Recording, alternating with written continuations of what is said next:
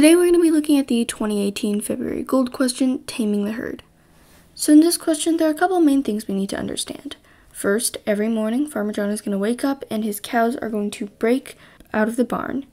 Second, he's going to keep a log of the number of days since the last breakout and when the cows break out. So if they break out this morning, the count becomes 0, tomorrow it will become 1, and so on and so forth.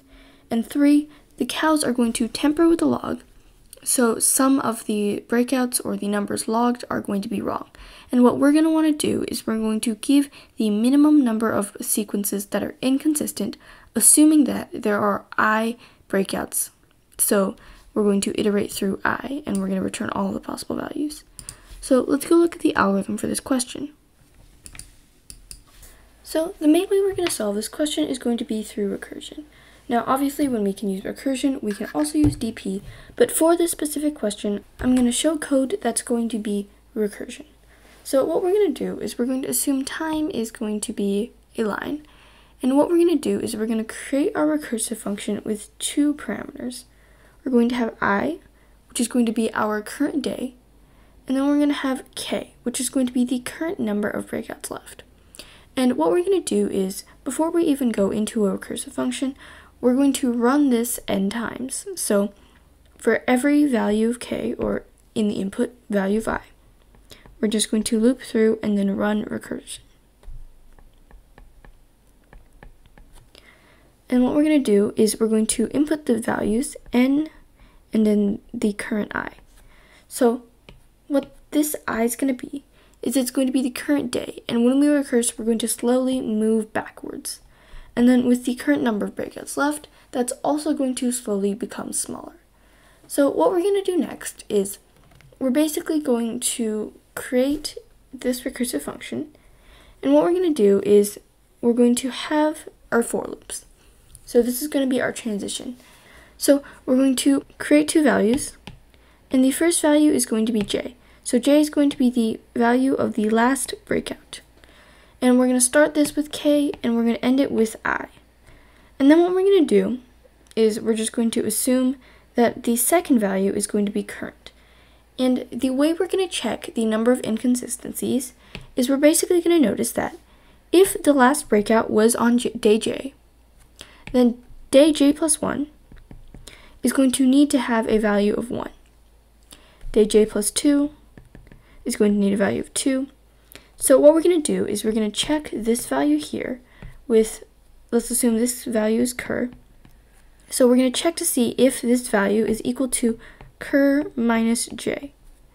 And if it is, then that means it's right. And if it's not, we're just going to add 1 to the number of inconsistencies.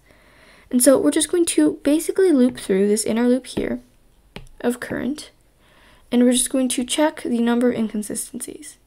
And then once we reach I, what we're going to do right here, so right after we finish this for loop, is we're just going to run recurse again. And so what this effectively does is it creates a kind of scenario where I have the value I, and then what I'm going to do is I'm just going to go back, and I'm going to assume the last breakout was at j, and then I'm going to count the number of consistencies between I and j, and then I'm going to run recurse with the value of the current day now being j, or j minus 1, and then the number of breakouts being k minus 1. And so what we're going to do here is we're just going to assume that, okay, we've taken care of the number of breakouts here, and now we're going to do the number of breakouts here. And then we're going to keep going until our base case is going to be when j is equal to 1. So this is a rough estimate of how we're going to solve this question. Let's go look at the code for how we're actually going to do it. So I've set up the program a bit here. We have our days and we have our memo. And because we're going to be using recursion for this question, I'm going to have our memo for memoization. If you were doing DP, you don't need this. So the first thing we're going to do is we're just going to read in the input. So I'm going to have days resize, memo resize, and I'm just going to read in the value of days. And when we're outputting our data, what we're going to do is we're just going to output recurse ni. So again, this is the function of recurse that we talked about. And so what we're going to do is we're going to have recurse, and we're going to start with ni, meaning we have I breakouts, and we are currently on the nth date. And again, we're going to be going backwards. So the first thing we're going to do is we're going to create recurse. So we're going to have I and K, I for current day, K for number of breakouts, and then we're going to go through a couple of base cases. So since we're using a memoization, I'm just going to create a memoization to check if it's already been visited. And then what we're going to do is we're going to use two base cases. So the first one is basically the one we talked about. It's if we only have one day left. So if this is the current first day, then obviously the number of breakouts or the number of days since last breakout is going to need to be 0. Because if it's anything else, that's not possible. So we're just going to return an extra 1 if it's anything but 0. So the next base case is only here mostly just for efficiency. We don't actually need it. We could just get rid of it. But what we're going to do is we're basically going to check if there's only one breakout left. And in this case, this breakout is definitely going to be on day 1. So if it is indeed on day 1, what we're just going to do is we're going to check whether or not the days are just adding up. So it's going to be from day 1 to day I plus 1. And what's going to happen is the answer or the current value logged into the day is going to be 0, 1, 2, 3, etc. And so we're basically going to check whether or not that number is equal to, so the current log value is equal to j minus 1. And if it is the current pattern of 0, 1, 2, 3, 4, we're going to add 0 to answer. Otherwise, we're going to add 1. And then over here, we're just going to return answer. So the next thing we're going to do is we're going to go through the 2 for loops.